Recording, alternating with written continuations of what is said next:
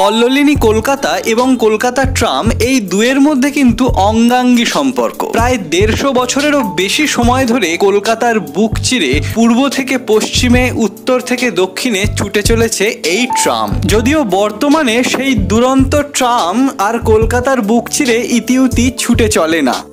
কলকাতার একটি বিশেষ অংশের মধ্যেই তার দুরন্ত গতিকে বর্তমানে সীমাবদ্ধ করা হয়েছে। তবুও কল্লোলিনী কলকাতা ট্রাম মানেই আমাদের সবার কাছে কিন্তু একটা নস্টালজিয়া। এই বড় বড় পাখাগুলো, কাঠের চেয়ারগুলো, তার সঙ্গে ট্রামের ওই বিশেষ ঘন্টার আওয়াজ, সঙ্গে ট্রাম ছুটে চলার সময় ওই ঘর ঘর শব্দ, সেই যেন ঘোড়ায় টানা যুগ থেকে শুরু করে আর ইলেকট্রিসিটিতে ছুটে চলার এই সুদীর্ঘ 150 বছরের ইতিহাস সাক্ষী বহন করে চলেছে।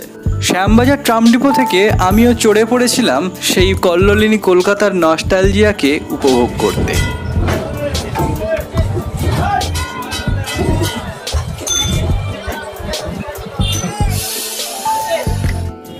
যদিও আমার গন্তব্য ছিল শিয়ালদা স্টেশন, তাই শ্যামবাজার থেকে চড়ে পড়েছিলাম কলেজ স্ট্রিট পর্যন্ত ট্রামে চড়ে যাব বলে।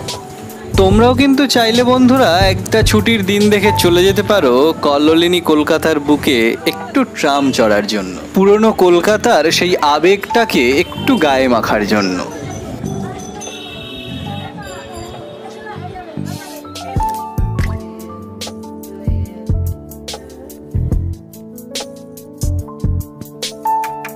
এরপরে কন্ট্রাক্টর কাকুর কাছ থেকে দুটো টিকিট কালেক্ট করে নিলাম, একটি আমার জন্য আর একটি আমার সফর সঙ্গী আমার এক ভাইয়ের জন্য। তো দেখে নাও, এই হচ্ছে সেই টিকিট দুটি।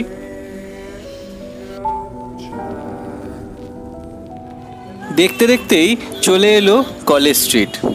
আমিও আমার গন্তব্যের উদ্দেশ্যে রওনা দিলাম, আর ট্রামটিও আমাকে আমার জায়গায় নামিয়ে দিয়ে সে তার গন্তব্যের উদ্দেশ্যে রওনা দিল।